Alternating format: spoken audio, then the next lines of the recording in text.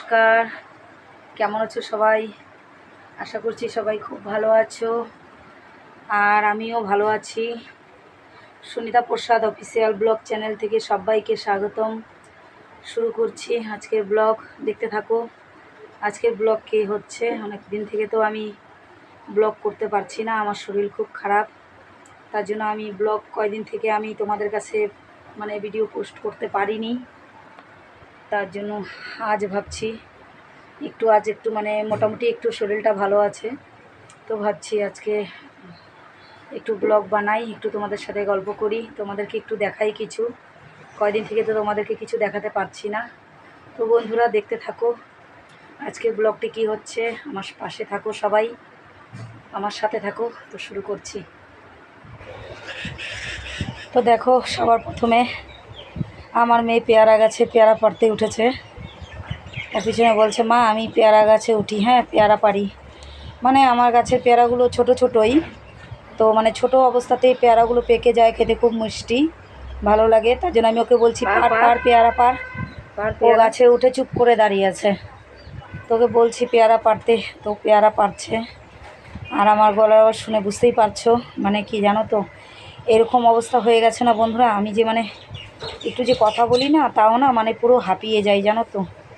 তার জন্য না আমি কয়দিন থেকে আমি ভাবছি যে ব্লগ বানাবো, কিন্তু পারছি না।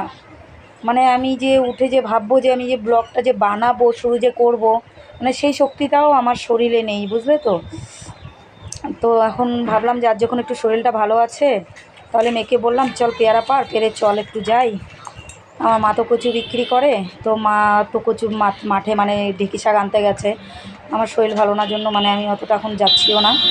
তো মা গেছে, তো আমি বললাম কি চল তুই আর আমি পাশের বাড়িতে একটা দিদির বাড়িতে অনেক কচু গাছ আছে। তো ওরা বলছে কি যে কচু গাছগুলো কেটে নিয়ে যেতে। তো ভাবলাম যে কেটে নিয়ে আসি, তাহলে বিক্রি হবে। তো ভাবলাম যে একটু যখন শরীরটা আজকে একটু ইয়ে আছে, তো ভাবলাম যে যাই তাহলে একটু গিয়ে করে কেটে নিয়ে আসি। এই যে দিদিদের বাড়িতে আমরা এখন আসলাম, ওদের বাড়িতে না বড় খাটাল আছে, ভোষ আছে, গরু আছে, বড় খাটাল। দেখো কতগুলো ভোষ ওদের বাড়িতে। এই যে দিদিটা দেখো, এদের বাড়িতেই আমি আসছি। আর এই যে দিদিটা দেখো রান্না করছে। হ্যাঁ, দিদিটাকে বলছি যে একটু আমি ভিডিও করি। তো দিদিটা বলছে, হ্যাঁ আমার লজ্জা লাগে। দিদিটা না ভিডিও করতে দিবে না। তাও যাই হোক, আমি তোমাদেরকে পেছন থেকে একটু করে দেখালাম।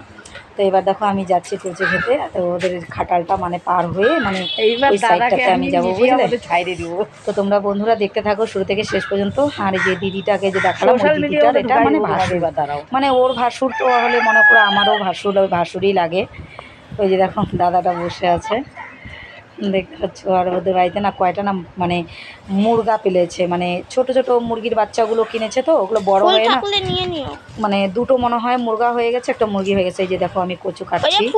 আর জানো তো, আমি আসার টাইমে না নাইটিটা চেঞ্জ করে নিলাম, কারণ কি কচু কাটবো তো দাগ হয়ে যাবে। আর কচুর দাগ তো লাগলে পরে দাগ হয়ে যাবে। তার জন্য আমি অন্য একটা নাইটি পরে তারপরে আমি আসলাম। এই নাইটিটা পরে আমি প্রায় কচু টচু কাটি।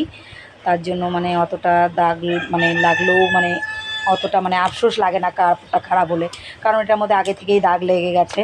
তো দেখো আমি কিভাবে কচুগুলো কাটছি, বুঝলে, গোড়া থেকে সব কেটে নিই আর নিয়ে মাথাগুলোকে ছেটে দিই। আর এগুলো না পরে না মুঠা বেঁধে বেঁধে বিক্রি হয়। তো বন্ধুরা দেখো আমি কিভাবে কাটছি।